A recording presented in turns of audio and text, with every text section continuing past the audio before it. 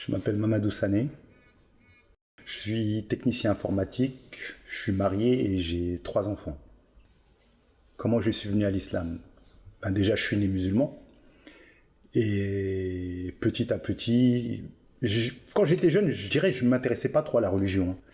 Mais la graine qui a fait que je me suis mis dans l'islam, c'est surtout grâce à mon père, puisque quand il se mettait à prier, j'étais jeune, il arrivait que je me cachais et je ne voulais pas prier. Et puis, chaque fois, il me disait, tu sais, le jour où tu vas te retrouver devant Dieu, tu seras tout seul. Donc, fais attention. Et puis, il me répétait ça souvent, puis un jour, j'en ai pris conscience et puis j'ai commencé à pratiquer, petit à petit, avec mon père d'abord. Puis j'ai commencé à lire, m'intéresser à la religion et connaître le saint prophète Mohammed Mustafa sallallahu alayhi wa sallam. Et voilà, c'est comme ça que je suis devenu, du moins j'essaye d'être musulman. L'islam est une religion très tolérante, elle accepte tout le monde et il faut savoir que notre saint prophète Mohammed Mustafa sallallahu alayhi wa sallam,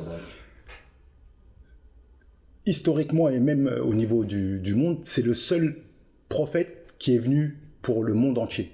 Donc l'universalité et la tolérance de l'islam, elle est pas à démontrer. Elle a toujours été. Après, pour les mosquées africaines, maghrébines, turques, pour moi, à mon avis, ça a été au début de l'immigration. Je crois que les musulmans, pour pouvoir se repérer, ils allaient chacun vers leur communauté, déjà pour commencer. Donc après, à mon avis, c'est quelque chose qui a perduré dans le temps, mais qui n'est pas l'islam. Parce que l'islam, elle est ouverte à tout le monde. Noir, blanc, arabe. Je suis dans une communauté où on voit toutes les races. Chinois, tchétchènes, bon, toutes les races. Je ne sais même pas pourquoi je les interpelle, parce que le fait de dire toutes les races, déjà, ça englobe tout le monde. Et l'islam, ça a toujours été une religion ouverte et qui accepte tout le monde. Pour moi, Jésus, déjà, il ne va pas venir combattre. Déjà, lui, si on reprend la mission de Jésus, il était venu pour rassembler les cœurs, non pour se battre, déjà pour commencer. Et au sujet de Jésus, le fait qu'il reviendra, moi personnellement, pour moi, avec les frères de la communauté avec qui j'ai discuté, et en me renseignant, en lisant des livres, Jésus, comme tous les prophètes, et comme le prophète de l'islam, Mohammed Mustafa sallallahu alayhi wa sallam, il est mort. Et comme je disais, j'ai lu des livres, et même les chrétiens, ils sont tous d'accord pour dire qu'au moment où on a descendu Jésus de la croix, il s'est pris une lance sur sa côte, et le sang en a jailli. Et on sait que, pourtant j'ai pas fait de grandes études, on sait que la rigidité cadavérique a fait que si il était mort sur la croix, ou s'il était pris dans le ciel, il aurait pas, si la lance serait rentrée, la rigidité cadavérique aurait fait que le sang n'aurait pas jailli. Donc quand il est descendu de la croix, il était bien vivant. Et Jésus, comme tous les prophètes, il est mort. Et comme pour moi, en tant que musulman, si quelqu'un devrait revenir du ciel, du barzakh, chose que Dieu a dit qu'une fois qu'on passe le barzakh, on ne revient plus, ce serait le saint prophète Mohammed Mustafa sallallahu alayhi wa sallam. Maintenant, je reprends. Pour moi, Jésus, il est mort comme tous les prophètes. Maintenant, le fait de dire que Jésus reviendra,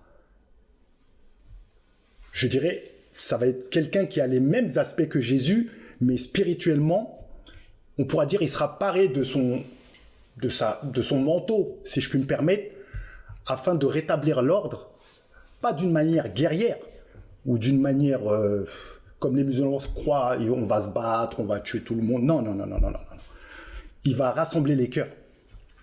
Et pour moi, ce Jésus qui doit venir, il doit rassembler les cœurs et venir en tant que réformateur au sein de l'islam. Je dirais, cette compréhension, elle est venue automatiquement, si je peux me permettre quand je dis automatiquement. en lisant les écrits du saint prophète Mohammed Mustafa sallallahu alayhi wa sallam. Quand on voit un homme qui était dans le désert, qui a réussi à faire ce qu'il a fait, et je ne le connais pas pourtant, hein, mais 1400 ans, 1500 peut-être même, après, c'est comme s'il était toujours là. J'essaye de le copier, même si c'est difficile parce que c'est notre bien-aimé saint prophète Mohammed Mustafa sallallahu alayhi wa sallam.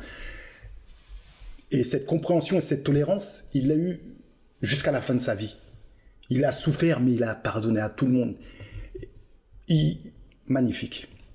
Il y a un hadith que j'avais lu, où c'est même pas un hadith, c'est une histoire qui lui est arrivée au saint prophète Mohammed Mustafa sallallahu alayhi wa sallam. Sa fille, il me semble, a été désarçonnée de son cheval par une personne qui n'aimait pas le prophète. Il me semble qu'elle est morte, et l'enfant qu'elle portait aussi, il est mort, pardon. Et le saint prophète, il a pardonné. Moi, je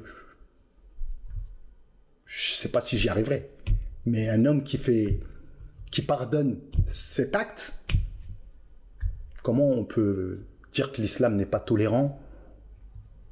Je sais pas.